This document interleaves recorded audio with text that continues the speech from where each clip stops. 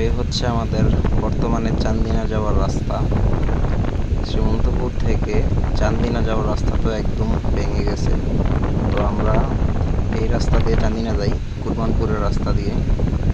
কুরবানপুর দিয়ে রামমন রোড দিয়ে উঠে চান্দিনা যাই। তবে এই রাস্তাটাও একদম ভেঙে যাচ্ছে।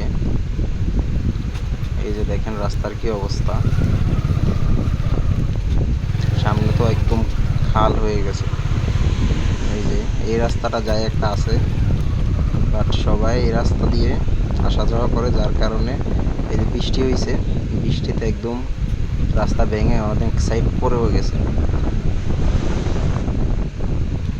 এই যে এদিকে বড় বড় গর্ত, রাস্তার সাইডে প্রচুর কাদা।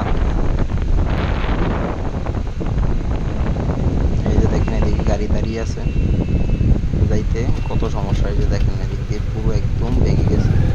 যারা এই রাস্তার দায়িত্বে আছেন, আমরা চাই যেন রাস্তাগুলা, এই ছোট ছোট যে গর্তগুলো আছে এগুলো যেন খুব দ্রুত ঠিক করে দেয়। তা না হলে মানুষ আর যাওয়ার রাস্তা থাকবে না। যা এই রাস্তাটা একটু ভালো ছিল তাও নষ্ট হয়ে যাচ্ছে। তবে এই কয়েকটা জায়গার গর্তগুলো যদি ঠিক করে দেওয়া হয় তাহলে আবার মোটামুটি আসা যাওয়া যাবে। ওই যে দেখেন সামনে মাইক্রো, তাও ফিরে যাচ্ছে।